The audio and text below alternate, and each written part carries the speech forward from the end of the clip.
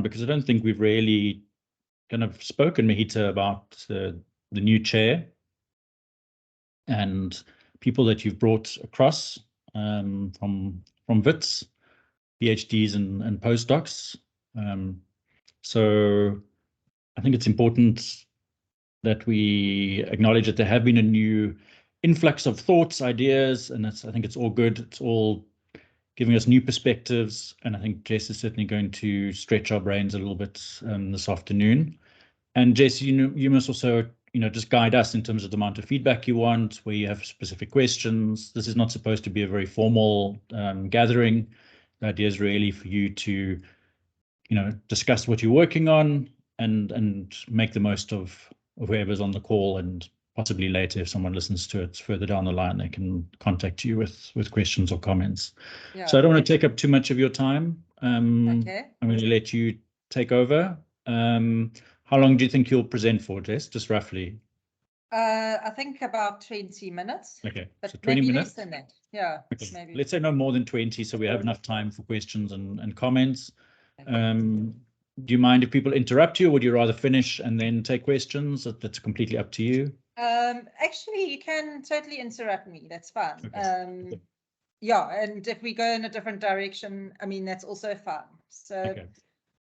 Okay, I've prepared a thing, and obviously it can only be basically snapshots of the research and thought process, and I've tried to forefront the things that are kind of tickling me or giving me cause for thought, and actually troubling me. I thought, let me talk about the things that are giving me the most kind of friction of how to sort this out for myself, because obviously, I would have hoped that more people from the Crest would have been here to give input on these particular aspects, but I think we're fine with, we've got Peter and Mahita and you, and that's great.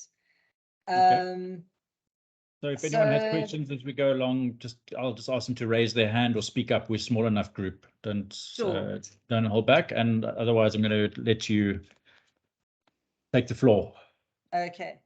So this presentation explores the complexities of academic research, where multiple disciplinary fields inform my concerns. My background to date has straddled academia and practice-based research as a professional artist, as well as involvement with environmental activism and social development. So my painting practice has been kind of very ambiguous, very abstract, and very much about kind of underlying unconscious motivations and various ways of playing with opticality as a way of conveying something that's more psychological, more to do with the psychic investment of things. And then my work with Water for the Future has been really wonderful, and they're a really wonderful NGO, but it's a complex organization, because they're not just environmentally focused, and they're not just socially focused, and the directors have a very keen vision on how, and these are the three tiers here actually, between ecology, economy, and community. All three aspects can work together in order to create sustainable solutions and to address water scarcity as well as jobs. So I've been the communication strategist, and we really are grappling with when we forefront certain things and reduce others, and different funders want to know different things. So that's been kind of a highly intellectual and very enriching kind of avenue to have entered. And then through that, Mahita invited me to apply for the postdoc. So I'm using, both my art and my experience with Water for the Future for thinking about science communication, and who are we communicating to, and why are we doing it, and what do we want to convey? And those things, I must say, I'm actually not clear in myself yet what those are for me, but I've focused for this last 3 months very much on the analysis of various subjects. And that's what I'm going to really discuss. So what I said is I've argued in my postdoc application that my intellectual interest can be framed as a consideration of the ethics of communication, which I construe as a critical awareness of material which is vitally non-communicative, or of material that is non-communicative because it can be difficult or even traumatic for a viewer to absorb. And obviously the implication is, science communication now really has to grapple with communicating climate change and what that means for people's lives and livelihoods and the quality of life. I think this is, the challenge for all of us. And so I think my background in trauma really is perhaps can be very, productive for the field of science communication. Go to my next slide. Okay. The first body of writing I produced was a chapter for a book on art by an artist called Laura de Harder, and she's an artist who works with the archives and who also is a theorist of the archives. And I'll go into more of what she does, but I actually drew in this artwork, who's from an old lecturer of mine. His name is Colin Richards, and he actually died in 2012, quite tragically. But I just found this work very allegorical of my concerns, and he was a very sensitive thinker and artist, mainly because in this serial reproduction of portraits, obviously there's a questioning of his identity here, and it was, post 1994. It was during the TRC where he was considering like his own role in apartheid, or his complicity or lack of action. And anyway, he had been producing these works, and he got a nosebleed. And that dot you see on the left-hand panel, on the left-hand side of that main panel, is actually a drop of real blood. And so really like this question of DNA and as a mark of truth and a mark of the real in the field of fiction and illustration really comes through for me in this work. And it's why it's an allegory for me in terms of physicality and science and identity, my identity in this field. And his work actually was very much about trauma, and as I said, and so I'm just going to read a bit of what I have written about his work now, where I say, the question of truth that he really is trying to approach is truth is cast as a missed encounter with his own deep trauma and sense of complicity in apartheid. Richard's moving and sensitive essay, Drawing a Veil, details the artistic complex of conveying memory as truthful to and authentic of the trauma he bore witness to and felt instrumentalized by, first as a young conscript on the Angolan border and later as a science illustrator working in the pathology labs of Wits Medical School. In the course of the essay, Richards discloses his unwitting participation in Steve Biko's post-mortem, which occurred when he was asked to provide forensic labels and indicators on carelessly taken photographs of a bruised and wounded body. As he realized later, this grisly record was material for the inquest into Biko's murder. Viewed in association with the Truth and Reconciliation Commission, which was taking place while he began producing the work, Richard's project grapples with the tensions and breakdowns of memory and meaning that characterize acts of witnessing and confession.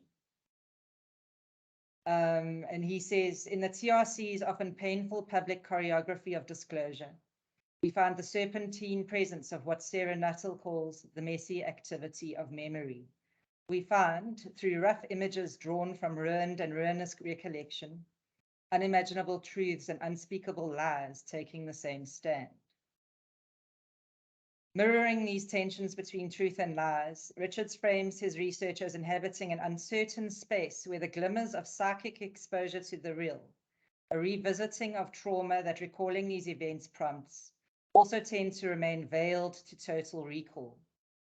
between art and memory, making sense of the past is understood as a radical simplification or condition of entropy, which demands a selecting, ordering, and simplifying, a construction of coherent narrative whose logic works to draw the life story towards the fable.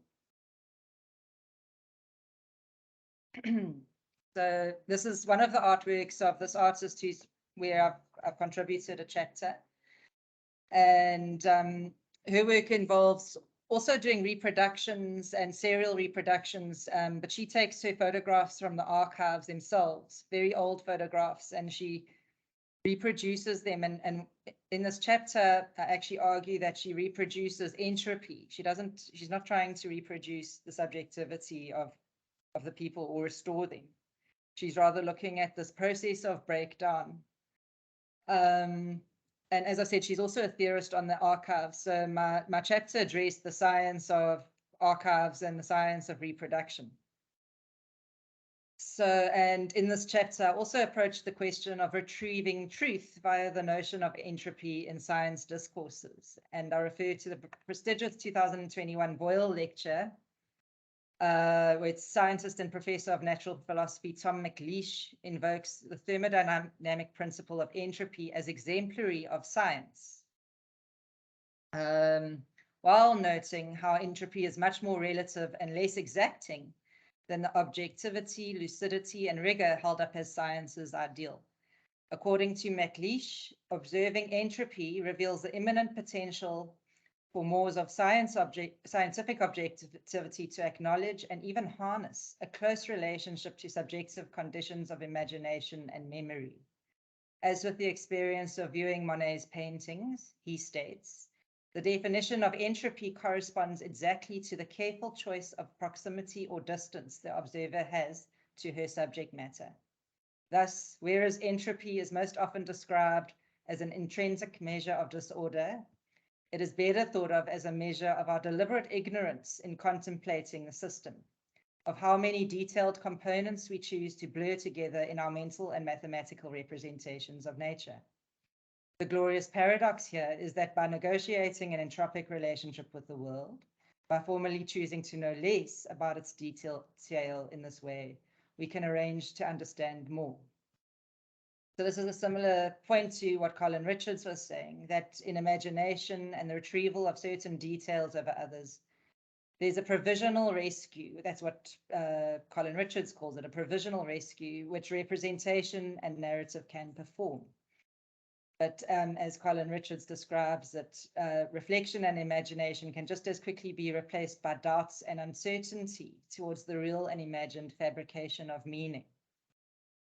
This domain of psychological tension is similarly described by the theorist who I use for my notion of creaturely life, and he calls it a signifying stress of creaturely life, the never-ceasing work of symbolization and failure at symbolization, translation and failure at translation. So obviously this rhythm applies to my prerogatives in exploring those moments and spaces as a concern of science communication, where we are limited by uncertainty as much as that it evokes the challenge to conquer and find the truth and the meaning. But the failure to symbolize is also how the chair, Mahite, Kanye, and I are conceptualizing the state of rivers in South Africa in our co-authored paper, Johannesburg's Shitty Little River, Fecal Discourse and its Discontent Regarding the Yixke. And I just have here a slide by Mahita that just, I found this paragraph so kind of almost hits me like a wall every time I read it, because of, just how it expresses actually how the media is expressing this problem of sewage in South Africa and the state of our rivers because of the sewage. So I thought I'm just going to switch register a little bit now and move from this idea of failure of symbolization as actually less to do with a critical self-reflection, but more a critical reflection of media discourse itself. And Mahita's come up with this amazing term, fecal discourse, to describe well, we were like, what does this describe? And we've been, kind of working through that. And it has two dimensions, obviously the material and the rhetorical, both of which are politicized in specific ways. And then fecal discourse in rhetorical terms is made of the apocalyptic tones of panic and even thrills conveyed by media, the particularly inane and fruitless speech of elected officials, and the insidious rebranding of environmental resources in terms of capital and corporate investment. Fecal discourse describes the curious way these three discourses intersect at the level of social problems, infrastructure, and the environment.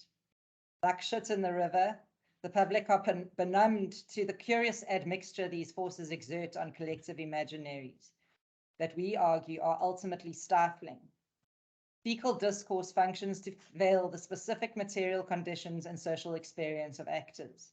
I question whether this veiling, both inadvertent and manipulated, is not a real cause of inaction and apathy in South Africa.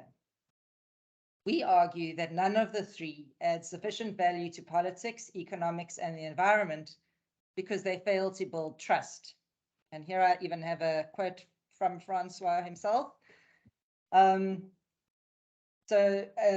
Anthony Turton, who's a major commentator and engineer working in the field of water science, and indeed in Crest's latest book on science communication, that points out in a number of chapters that achieving consensus on solutions are vexed by a deficit of trust in government, a growing mistrust in science, as well as increasing sense of helplessness on the part of the public. Other writers have pointed out that an overlooked concern is that young scientific and technical graduates are not inspired to build their careers in the water and sanitation sector, or other sectors for that matter, because they generally exude failure. So this is kind of my aphorism on what the problem is, the prolegomena, as I said in the Kantian terms.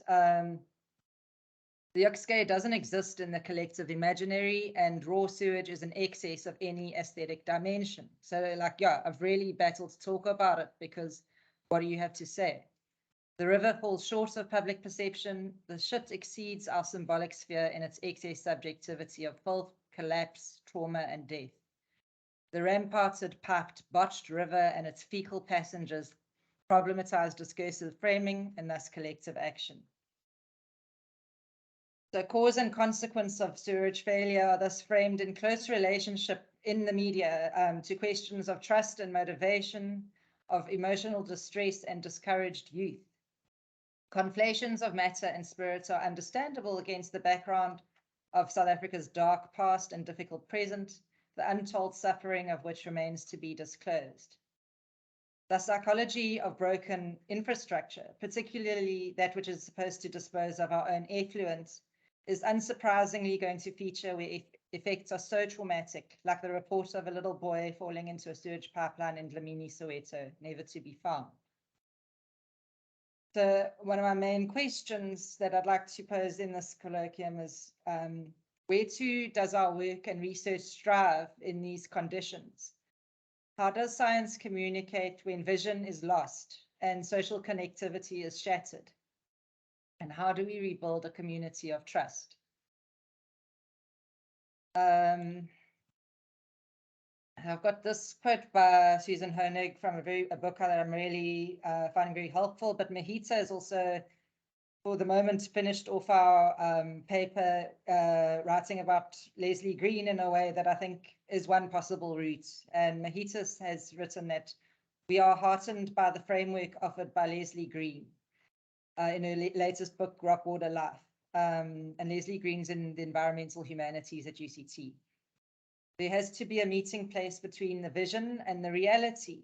In a discussion of the raw sewage entering the ocean or carried by the sewers and also by the rivers, Green argues that a science has not yet emerged that is able to work integratively, that is able to address the anthropogenics of the situation as more than something that has social dimensions that require regulation, compliance, and enforcement.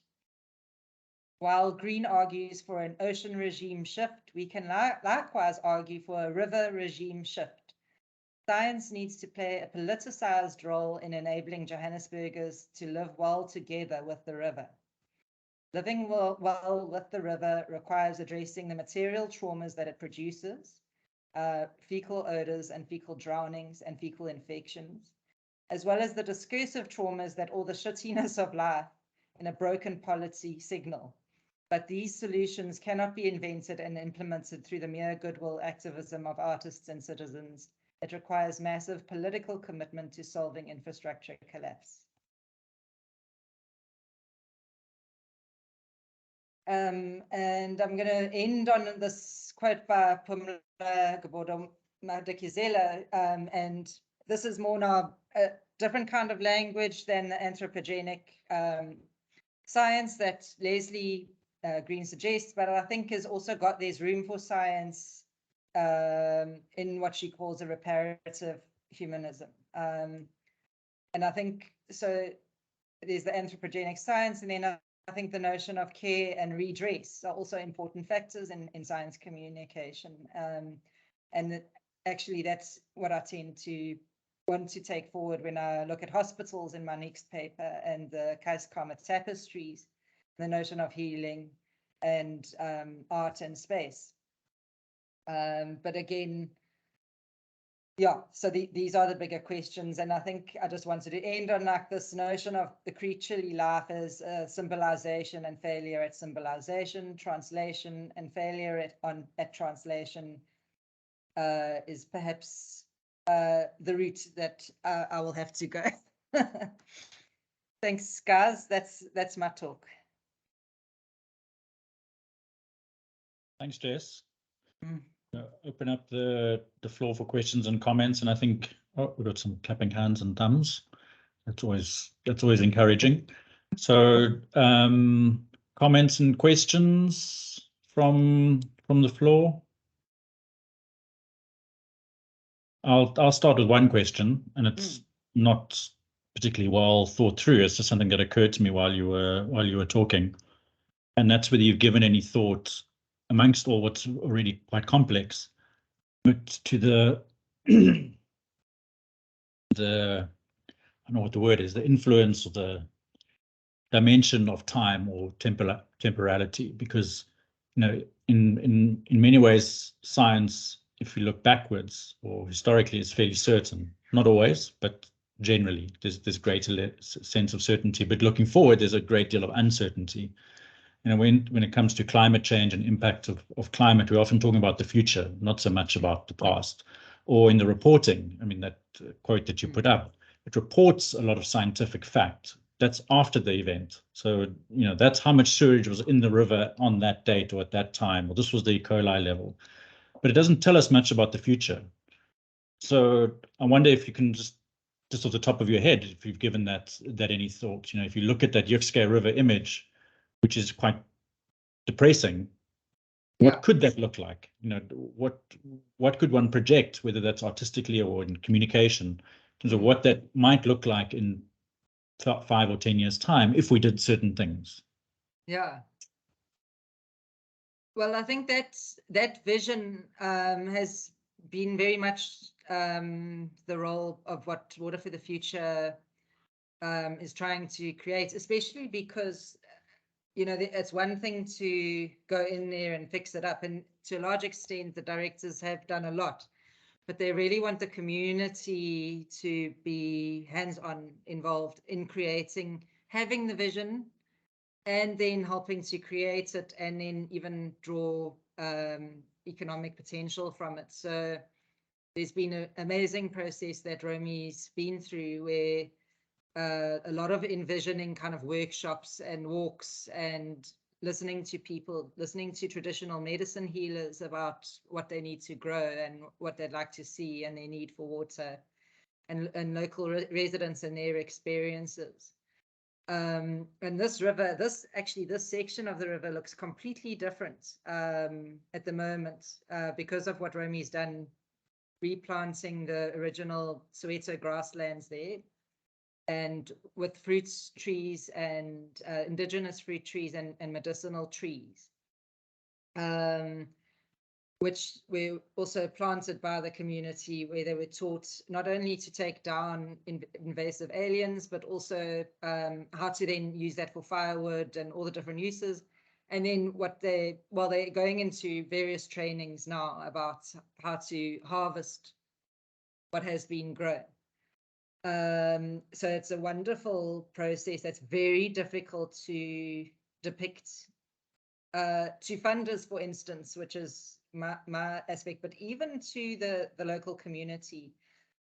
One of the researchers who's working on plastic pollution on the river, he said something to me which really sticks to me. He said, like, these people have never seen a beautiful river in their lives.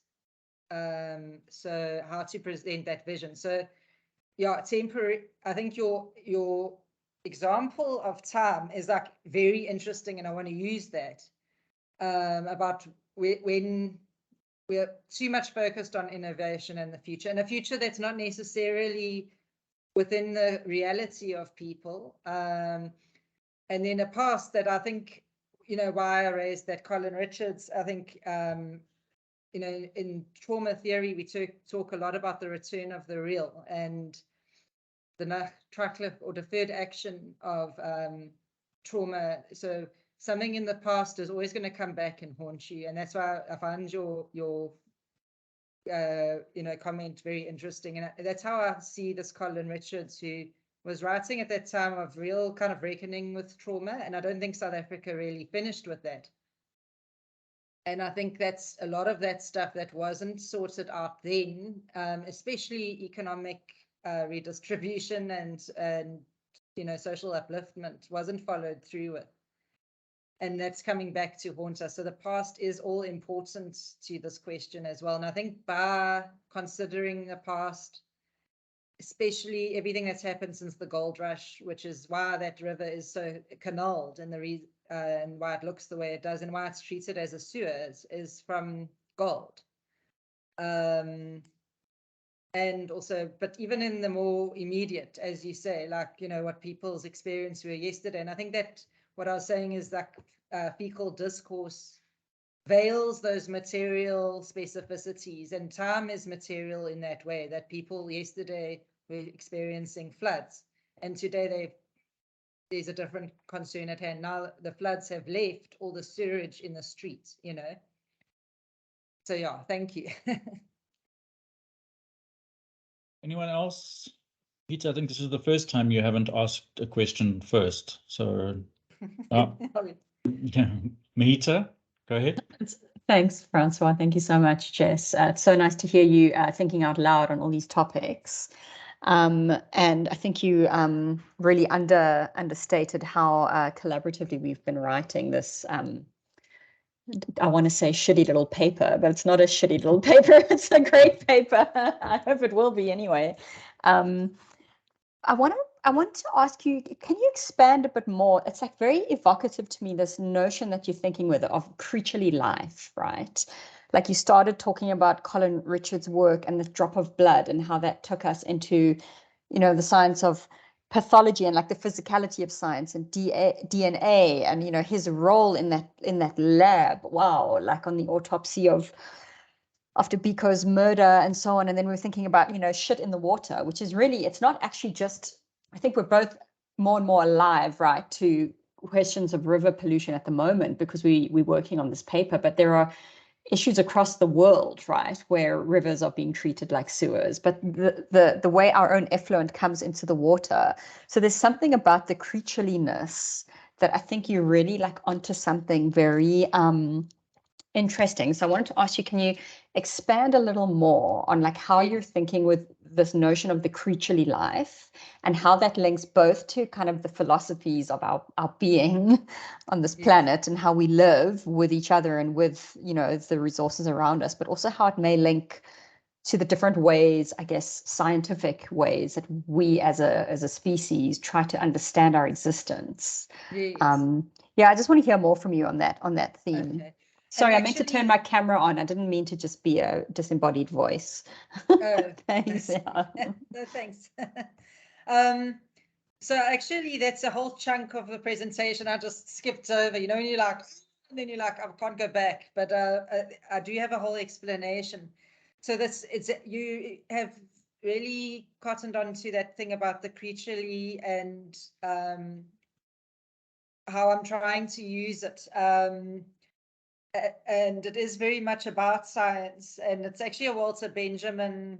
It comes from that. And I know before you've gone like, oh, people who get stuck on Walter Benjamin, and I was like, it's me, but I'm not. It's someone who, his name's Eric Santner. He's this amazing theological philosopher. But it's not. It's like psychoanalyst that uses kind of it's Messianic philosophy. So this book that I have on creaturely life, where I haven't actually, it's this concept that he's put to work, or he's actually withdrawn from Rilke, Walter Benjamin, and someone more. I don't have the book around me, but anyway, so it takes numerous guises. But the thing about it is that it's actually a very human element. And in fact, it's actually the most human of humans. It's at the point at which we're most different from animals. And the reason for that, this creatureliness, is it's this very violent kind of dimension. It's the effect of violence. It's also the effect of reification and loss. So Walter Benjamin says, when you look at a ruin and you realize that everything that civilization has been lost, and yet we're still faced with the material remains of that process. That's the sense of creaturely life. So it's got an aesthetic dimension, but it's used by Eric Santner to talk about politics and violence. And I must say, if you're looking for something that's relates, is Achille Mbembe's Necropolitics is very much in the vein of creaturely life. And yeah, what I've said here, I find it so difficult. It's a very difficult philosophical text, this thing on creaturely life, that I think is so strong as well, because it's helping me. It's an extra aesthetic domain, describes the effective force of bearing witness to the remnants of violence that characterizes much of Western history and tales of scientific progress. It's a melancholic positioning against a backdrop of breakdown and reification. But what is lost is not the natural world as such, but the symbolic meaning humans have invested the world in. So it's this, and it's also got to do with the destructive potential of human sovereignty. So like what Achille Mbembe says in Necropolitics, that I'm actually busy bringing into the end of our thing, which actually, we said we wanted to end on a message of hope. This isn't ending on like, now Achille comes along, he's like, there's no hope. Like, this is how people are. Like, this creaturely life is really what is left when we're all gone. And it's like this awful place of absence and lack. But this notion of it's there in our blood, in the DNA that we've left, and it's there in the presence and the signs and the traces of human activity who have now disappeared, as you do, like seeing sewage in the streets. I mean, that's so much leftovers of the subjectivity is and I'm thinking for the hospitals in like Barra and the Eastern Cape hospitals, this understanding of creaturely life. These are hospitals that are actually still trying to keep people alive, but that what they've come to represent, like these their shells, it's very difficult to know how they are operating at all. And so there's this incredible weird conflict going on in those hospitals. So that thing of creaturely life is very strong there. Francois, may I just add a couple of thoughts? Yeah, sure. I know someone else that they. Yeah. Cool. Yeah, I love that, Jess. I'm also like I've just been making some notes here, and you spoke a bit about trust, and you spoke a bit about trauma, but then it seems to me that there's a third element to this mix of the creaturely life, and that's hope. So like you gestured at that, and even when there's like a lack of hope, there is actually hope is part of the discussion, right? Even when people are feeling hopeless, or like that doesn't mean that it's completely gone. And I think, I mean, that's kind of, I think, our challenge as we try to figure out new ways of researching, you know, how science and society can intersect in productive ways through our kind of much more humanities-driven cultural studies, like cultural theory way of doing our work, is that trust, trauma, and hope, I think, are interesting ways of exploring and thinking through science and scientific evidence. Because, you know, we talk about the lack of trust. There's certainly a lack of trust in the media. There's a lack of trust in science. There's a lack of trust in government, in all sorts of institutions. But at the same time, there's still this like ongoing hope that we have as researchers, specific to our like domain of work, but just as citizens, right? That there's always this grasping for something better and for ways of fixing, ways of transcending, ways of kind of finding more equity. And I think that's kind of quite an interesting route to think with, like in relation to the creaturely, you know. Yes, yeah. That kind of striving and making it work even under all these, the burden of all of this stuff. Yeah. Yeah.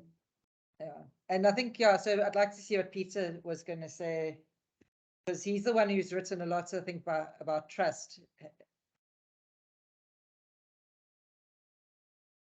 Peter, do you want to go ahead? Yeah, actually, I didn't want to ask about trust, but in a way it relates to that after all. I mean, first of all, I want to say that I would have never dared, you know, attacking a problem like the one you do, and you know, such magnitude. But that also, in a way, triggers my question. I try to link your talk to the announcement, and there's in the announcement of your talk, there's it is mentioned that you're looking into the difficulties of interdisciplinarity, and obviously, I mean, that's what you're dealing with. Now, I've thought some about interdisciplinarity, and of course, as a sociologist of science, you know that the sociology of disciplines and how they work, that's sort of our daily bread. But I ask myself, in what way or with what means do you know, try to grasp the problem that you're talking about? I mean, the you know, the creaturely life, etc. I mean, obviously you're attacking an issue of sort of the how should I call it, you know, the lowliness of human existence under certain conditions or whatever. Yeah, but I mean, I want, because eventually, and this is of course in a situation like that, I mean, in a sort of a discursive situation like that, is always the same issue, namely, how in the end, if you're thinking at all about practice and about sort of contributing to solutions, you have to sort of think about some practical way of you know, getting to be active. And I just want to hear a little bit more about sort of how you sort of categorize and separate the phenomenon you're looking at in terms of disciplines, because after all, that's what we're dealing with. I mean, those are our tools. Yes. Of course, you could also, just to add that, you could also think about designing a totally different and new tool. But then again, that would be part of your answer. Yes. Well, I'm not, so to me, I think if we look at those three things, I think what you're suggesting is like, what is the framework, and then what is the aim, and then how is this, what is the value of such research and such commentary, perhaps, and what is the use value specifically, and what practical ends does this go towards? And I think there's a number of things. I mean, not all of them very direct, because, you know, especially like art, I think cultural analysis often kind of goes on wheels for itself, and then everyone builds on ideas, and we're not really sure where we're going or why. But we feel like it's important and that it brings people together, and that we have ideas and strange combinations of relationships, especially for me as an artist, the strange, bringing very strange elements together and trying to think of them in parallel causes all kinds of strange ideas to come forth, and for interesting things to happen in the writing. And I think that's where kind of new ideas often will come from. And those new ideas are often very much based on trying to integrate our emotional lives with our practical instrumental needs. And so that's, to me, is the value, is to reflect, is to perhaps also inspire, but it's also to develop ideas. And that number 3 for me, like, I aim to develop methodologies which integrate these objectives and ultimately serve to reflect on and create platforms. So that, to me, is like, is that a book, or is it a kind of textbook on how science and art can be thought of together? I actually think that's being done very well by someone like Robin Wall Kimmerer, who's written Braiding Sweetgrass and The Secret Life of Mosses. There's a number of authors who I think are really tying together, and there's even that whole department in Oregon, which is literature and science, and they're doing it very well.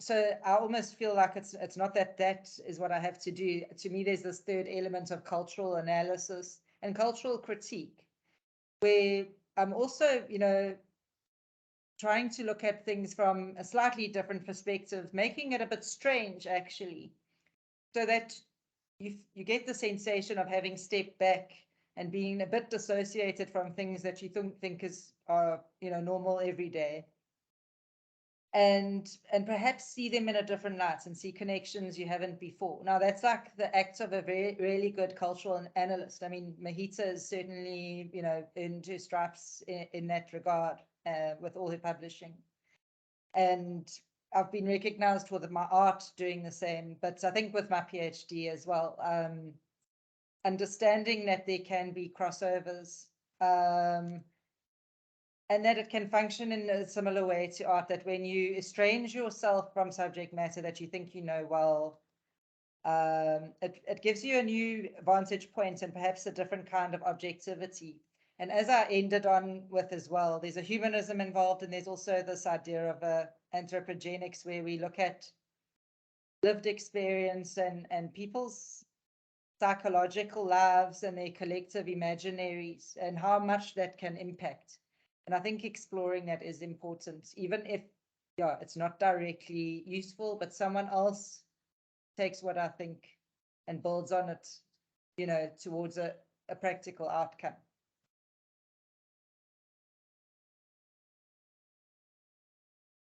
I went really like talked a lot there. Sorry. Peter, do you have a follow-up, or? Well, more a remark than a question. Frankly, I don't know of many successful attempts of bringing together fruitfully, productively, arts and science.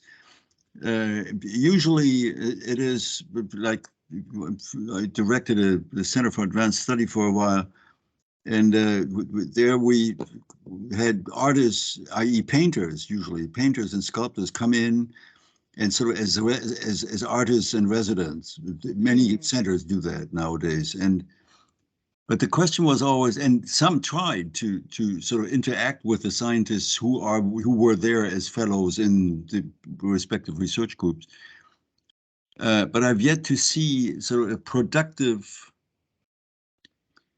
conversation between artists and scientists. Now you refer to psychology. And to sort of to impressions, or to impression that art has on scientists. I mean, obviously, one would need a sort of a focused research strategy to look at that and see, what are the artists contributing in terms of visions and questions that scientists can respond to, right? I mean, that would be would be kind of an interaction between the two sides, because otherwise they're worlds apart normally. And of course, you could say that is an issue of interdisciplinarity. As we know, it is difficult enough to get two disciplines together and interact, which are either collaborating, that is easy. In other words, like when mathematicians and physicists get together. In our center, we always said that's the small interdisciplinarity, because they understand each other, and most physicists are mathematicians anyway. However, when you put together, say, as I did in a group, sociobiologists and sociologists, they have competing paradigms. And of course you don't get any understanding. Sure. They compete. They don't believe each other. I mean, as a matter of fact, they contradict each other. So but with arts and science it's different, because I would say it's not even a matter of competition or contradiction. It's a matter of being in two different worlds. In two different worlds of cognition. And the issue would be to get the two sides to communicate with one another in a meaningful way. In other words, in a way that has a third denominator. Right? Actually, that's something Mahita's addressing quite directly and in very practical terms. And I just want to say before, because she's actually, there's a solution to that Mahita's actually, we're busy putting into practice, but I just want to add before that scientists might not understand artists very often, and we want scientists to understand more, but really when we bring art and creativity or creative solutions to science, it's not about the sciences as much as it is about the public. And the public starting to absorb science in a way that feels more accessible, more lived, and recognizes their experiences. And I think arts and creative solutions can do that. Not always well. And I think most often not well. So like the success of that is highly chancy. And that's what makes art for me quite exciting, is it's so much of the time it's actually a failure, but when it succeeds, it's very strong. And that's another discussion. I just want to mention and I don't know if Mahita wants to jump in, but Mahita has conceptualized, and we're busy producing a website for scientists and digital artists.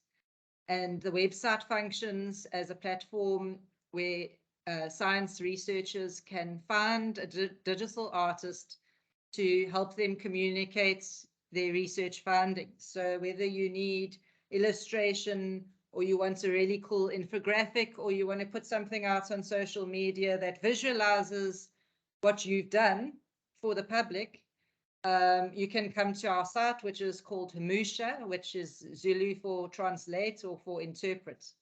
and the scientists can contract an artist, and then they get together and they discuss what he or she wants to communicate, and then the artist kind of designs it and comes up with the pictorial concept.